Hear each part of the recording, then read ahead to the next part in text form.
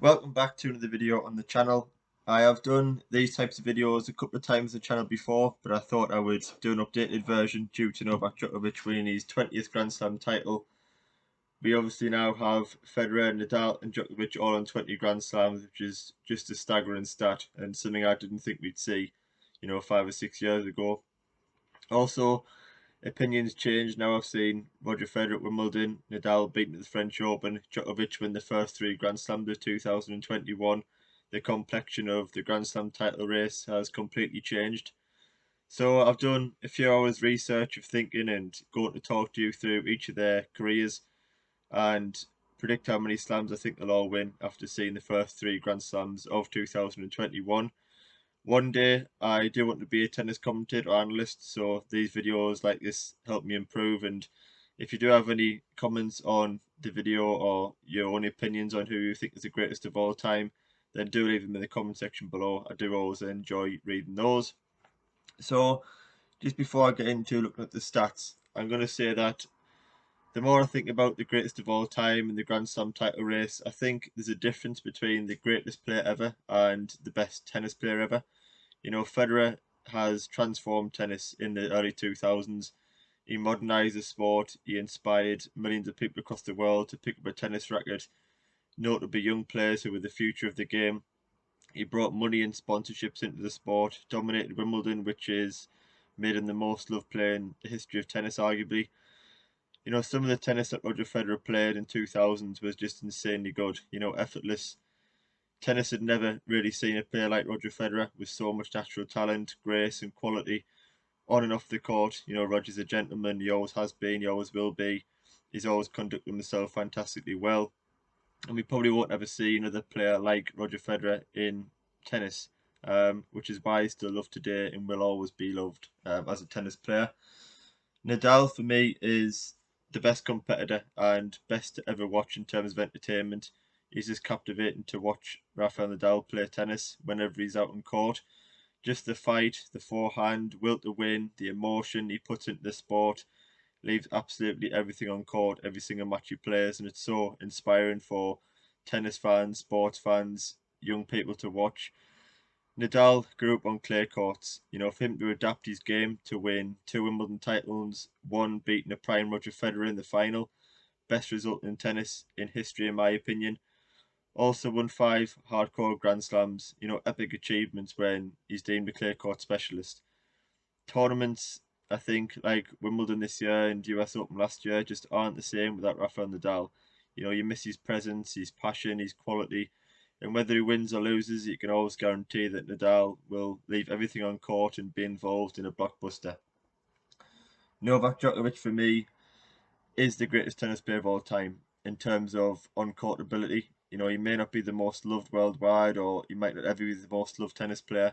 However, I think if you just go off performances, records, and achievements, Djokovic has to be the best tennis player of all time. He's got the most weeks at world number one. He's won every single Masters event more than once. He's won every Grand Slam more than once. He had a 41 match winning streak in 2011. He's on course for the Golden Slam at 34 years old. He's won 8 out of 12 of the last Grand Slams. While in his 30s after recovering from a serious elbow injury, his list of achievements go on and on. He's not done yet. He'll probably go on and break every single record in the game over the next 4 or 5 years. So I think if you're talking about on-court ability and records and achievements and performances, I don't think anyone can really dispute Djokovic, particularly after the 2021 he's had at 34 years old. It's quite astonishing what he's doing at the moment. So now I'm going to look back in their careers, focusing on Grand Slams because it's the current topic with all them being on 20 Grand Slams. And if I talked about Masters and other titles and other records, I'd probably be here till Christmas because they've all achieved and won so much in the sport. So starting with Roger Federer, from around 2004 to 2010, he simply dominated the sport. I don't think personally it was the strongest era. He took over Sampras and Agassi, defeated Hewitt and Roddick in finals, and then Rafa Nadal started to come along in the late 2000s and start challenging Roger and create that epic rivalry that's gone on for years and years. Federer was an amazing player in his 20s. I was a bit young to see Roger in his prime live, But I've watched lots of his finals in Wimbledon in 2000, and it was just incredible to watch. Um, Beautiful to watch, almost like the Ronnie O'Sullivan in snooker or the Tiger Woods in golf. Just makes everything look so easy, and it's such a difficult sport that Roger's made look effortless at times. As I mentioned at the start of the video, he's attracted millions of people to watch and play the sport. He's pulled a whole new worldwide audience into tennis. Difficult to see what the sport would look like now if Roger Federer didn't exist and come into tennis, but I know for one thing it wouldn't be where it is today. Um, that should never be underestimated or forgotten about either. Even when Roger does retire, Roger was the one that transformed the sport, in my opinion, to new heights. In 2010, Nadal started winning regularly. Djokovic had won one slam. Murray and Wawrinka were emerging as potential champions. Federer was turning 27, 28 at that time, in 2010-11, which should have been his peak years. In the last 10 years, since the start of 2011, Roger Federer has won 4 Grand Slams, Rafael Nadal has won 11, and Novak Djokovic has won 19. For me, this is the best era of men's tennis in history, this 2011 to 2021 stage. I say that because you've got Nadal, Djokovic, and Federer, who are without doubt the 3 greatest men's players of all time. You've got Stan Wawrinka, Andy Murray. Then in the last 4 or 5 years, we've had Dominic Thiem, Sasha Zverev, Stefanos Tsitsipas, Daniel Medvedev have started to come along and challenge. Djokovic and Nadal have undeniably dominated this era of men's tennis. I was very interested to watch Federer at Wimbledon this year. I've always said he's always said that his aim was Wimbledon. He thought he looked very good at the French Open, which has never been his strongest surface. So I expect him to make a big run at Wimbledon, where he's loved, he has so much experience, and he's played his best tennis over the years. For me, it was a bit sad and disappointing to watch Roger at Wimbledon this year, particularly that Hurkacz match. He just wasn't quite as good as I thought he would be. His wins over Norrie and Sonego were solid, but this is Roger Federer we're talking about. He's not here to reach quarterfinals, and against Hurkacz on his first really serious test where you thought it was a 60-40 probably in Roger's favour, he was dominated in pretty much every aspect. I don't think Roger carries that fear factor anymore out in court. Of course, everyone respects Roger Federer and what he's done for the sport, but players firmly believe that they can beat him now. Years ago he was just unbeatable at times. He had a poor serving day against Hurkacz, which I think he relies on so much now, being the age that he is. But his movement and his timing was way off compared to what I expected. It was just a bad performance from Roger. It might have just been on the day, but certainly didn't fill you with loads of confidence moving on in his career. It is still, to be fair to Roger, fairly early in his comeback. From back-to-back knee surgeries, hasn't had too much competitive tennis. But he's 40 next month. Realistically, if you're a Roger fan or if you're not, is he ever going to get back to the level where he can beat 3, top 16 players at a Grand Slam with Nadal and Djokovic and Tsitsipas, Zverev, Medvedev, Shapovalov at the top of their games? I doubt it. It would be one of the best achievements in the history of tennis if Federer won another Grand Slam in this era at 40 years old. Now, whenever I read or listen to opinions on the greatest of all time debate, Nadal's achievements always, to me, get downplayed because of his 13 French Open titles, and he's seen as a, one-trick pony almost, and I think it's very unfair. I have 3 points to say about Rafael Nadal. Firstly, if I was coaching a young person in sport or wanted a child to have an inspiring figure, Nadal would be at the top of my list. I think he's a brilliant advocate for tennis. He absolutely loves what he does. He plays every point at 100%. He leaves absolutely everything on the court. He's amazingly talented, elite mentality, never gives up. And every single Nadal match always feels like a product within itself because he gets so much from it. He's captivating to watch. Secondly, I think people just say 13 French Open titles as if he's turned up and was given the trophy on the first day. He's faced every challenger over the past 16 years and has lost just 3 times. I understand it's not Murray or Federer's or Djokovic's favourite surface, but still to motivate yourself year after year, defend title after title, to me is just immense. To have that hunger and passion every single year to keep winning the French Open is outrageous to keep producing results and performances and pushing new heights to beat these upcoming players I want to dethrone you is again a special achievement, and he deserves more credit, I feel, than what he gets. The most dominant person in any single sporting event in history, in my opinion, to win the same Grand Slam 13 times is just will probably never be matched unless Djokovic does it the Australian Open, but he's only on 9, 34 years old. He probably won't get past 13. Thirdly, I want to say Nadal is obviously the best, greatest ever clay court player in history. He grew up on clay. He's mastered how to play on it and dominated. However, for him to adapt his game to win 2 Wimbledon titles, 4 US Open titles, an Australian Open title is astonishing. The difference between playing at the French Open and Australian Open, for example, is astonishing. Of course, Nadal has insane levels of skill, but still to adapt his game to the different bounce, the speed, the different challenges it has is so underappreciated. I think the fact that he's won 7 titles away from the French Open is a brilliant number. That again I think goes underestimated and downplayed. Nadal has beaten Djokovic in 2 US Open finals, Federer in a Wimbledon final, and for me they are better than any of his French Open wins for the reasons I just listed. Nadal beat them on their surfaces, the same as Djokovic beat Nadal at the French Open this year. Undoubtedly one of his best career wins, as it's the hardest challenge in the sport. In terms of how many more Nadal will win, well, he's 35-year-old now. He's won 1 slam since the start of 2020, which was the French Open last year, but recently lost to Djokovic at the French Open and didn't play at Wimbledon due to fatigue issues, I believe. I do think we are starting to see Nadal slightly regress. Still favourite to win the French Open every year, I think, while he's competing. But Djokovic has Nadal's number on hard courts now. We've seen that over the past 4 or 5 years that he's really started to dominate Rafa on hard courts. He's also had recent hard courts defeats to Stefanos Tsitsipas and Dominic Thiem. Perhaps the US Open, where he has won 4 titles and had a break now after missing Wimbledon, along with Dominic Thiem being out of form, Stefanos Tsitsipas losing the first round of Wimbledon. This could be Nadal's chance, to win another Grand Slam and move to 21.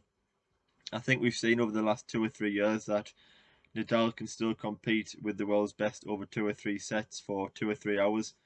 But when it goes 4 or 5, the younger, fresher players come on strong, whereas Nadal seems to fade a little.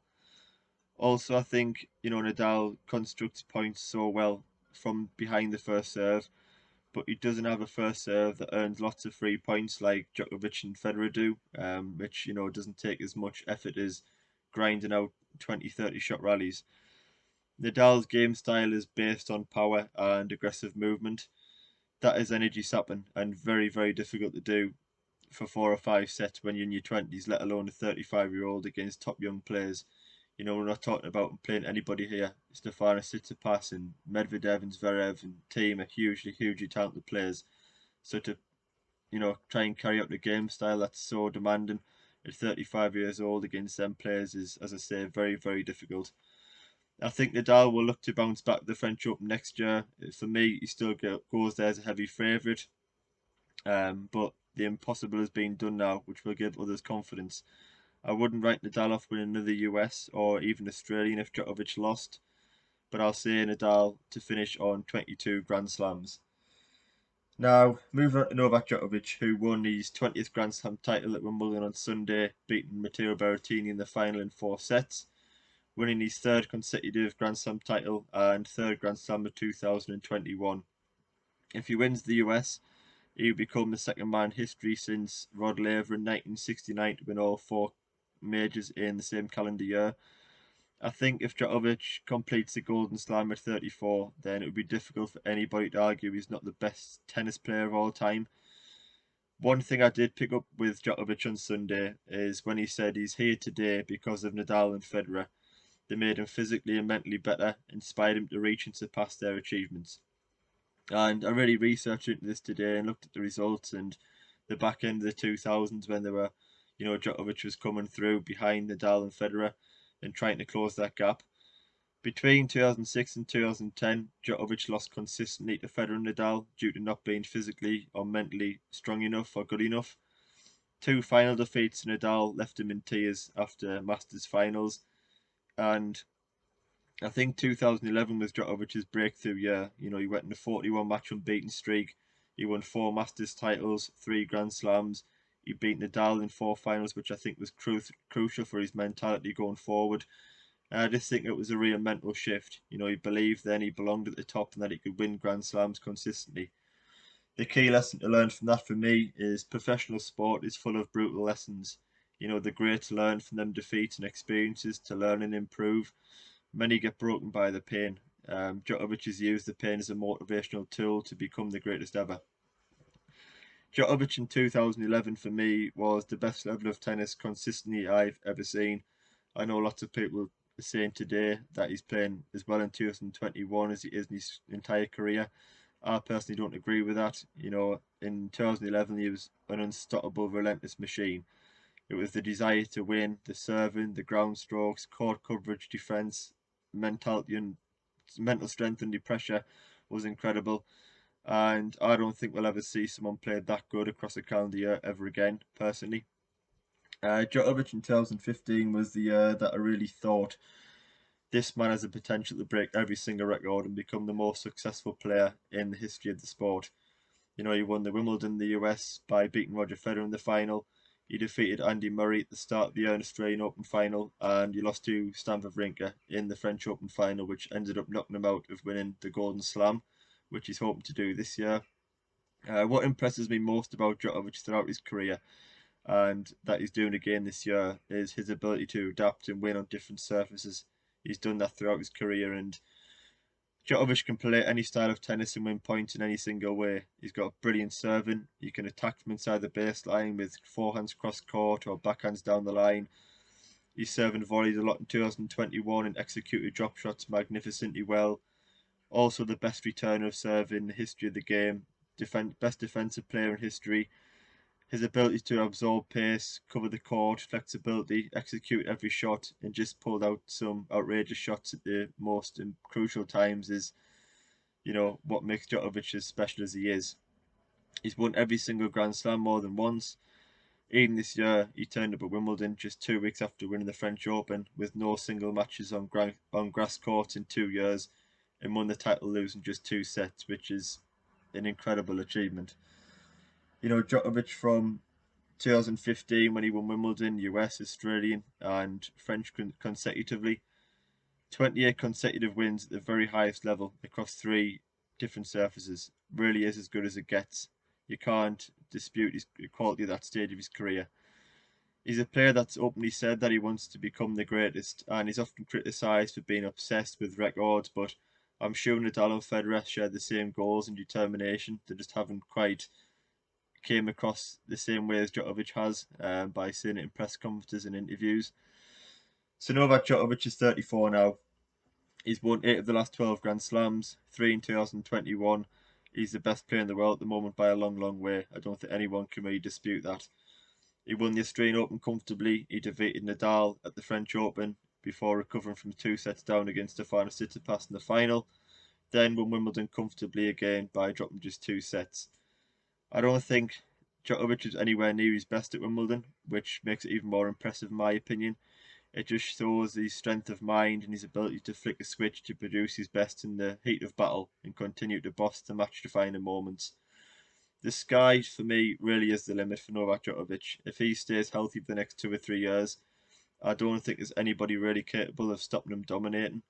Of course, in Nadal, the Tsitsipas and Medvedev could defeat him on a hard court. Nadal could defeat him at the French or Tsitsipas, but I don't think I'd make anybody favourite to beat him on any court in the world at the moment. He's playing that well. He started the year on 17 Grand Slams. He's now on 20, just 7 months later. He's the youngest of the 3 and currently playing the best tennis of the 3. I think Djokovic wins another 2 or 3 Australian Opens, another 2 or 3 Wimbledons. US Open has never really been his happiest hunting ground, but I think he wins it this year to complete the Golden Slam. The French, you'd have to say Nadal's still the favourite after winning those 13 titles, but Djokovic is second favourite behind Rafa, particularly after winning this year. I genuinely think now that Djokovic could top 25 Grand Slams. You know, if he continues with this level of motivation to set the bar as high as possible, I don't really see anyone who can beat him or certainly stop him from dominating for the next 2 or 3 years. presumably stays healthy. You know, I've made it known on this channel numerous times that I think Djokovic is the best player in the world and will be the most successful when they've all retired. However, when you look at the overall picture, there's more to it than just winning tennis matches and titles.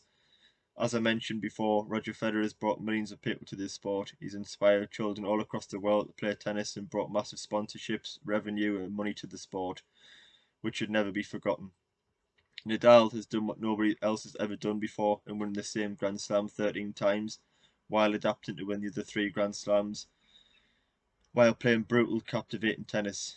Djokovic is the best defensive player I've ever seen, the master of the big stage, breaking a different record it seems every single month, winning 3 consecutive Grand Slams at 34 years old and looking on course to complete the career Golden Slam. These 3 are undoubtedly for me the best players to ever play the sport. I'm so thankful as a tennis fan that I got to watch them all do battle and push each other to insane heights. We all have different opinions, but I'm sure we can all agree that they are 3 legends of the sporting world. So that's all from me. If you do have any of your own opinions, do leave them in the comments below. I always like hearing other people's thoughts and enjoy chatting tennis. Please leave a like in the video and subscribe to the channel. It is much appreciated. Thank you for watching, and I will see you on the next video.